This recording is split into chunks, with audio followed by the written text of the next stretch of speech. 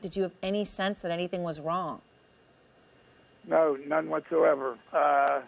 He left the house with a supposed friend, came home 2 hours later. I asked him where he had been, and he said that he had went to a mosque.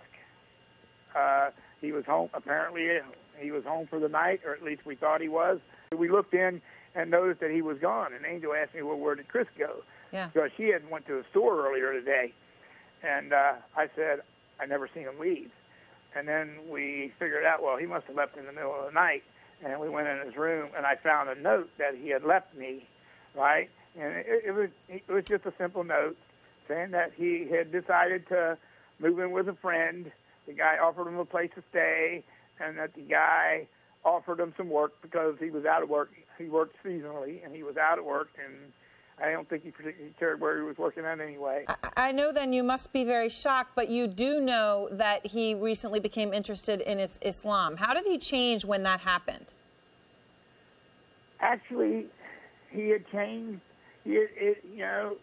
Like when we first discovered that, we kind of mocked him. I said, why would you convert to Islam? I mean? Because, I watch a lot of news, and I see a lot of what's going on in the world. And I said, why would you want to convert to Islam? And he explained to me, that Islam wasn't a terrorist group. It was a way of life. Did he ever talk about ISIS?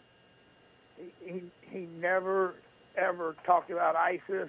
I mean, I know I watch news, CNN and MSNBC every day, and that's all you see.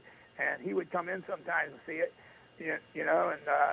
but he never made any comments about ISIS on Twitter, these threats, and I seen it on the news. So apparently he did go and buy two guns. I'm not denying that, but what I'm saying is he never had the money to buy those guns. He worked part-time, seasonally. I know exactly how much money he had. $1,287 saved up, and these guns cost over $1,700 bucks.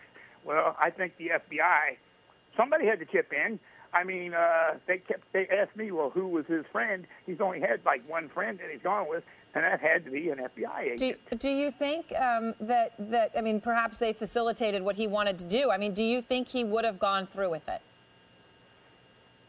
Chris, I don't think Chris could hurt a fly. His best friend is our kitty cat. You know what I mean? He's such a lovable, kind person. He even told me, he told the people where he worked because he got a lot of flack where he worked. He said, I'm probably one of the nicest people you ever meet. And then, you mock me, and they make fun of him a lot at work.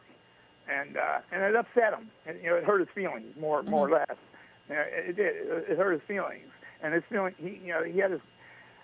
feelings were easily hurt. Right. And he held a lot of stuff inside.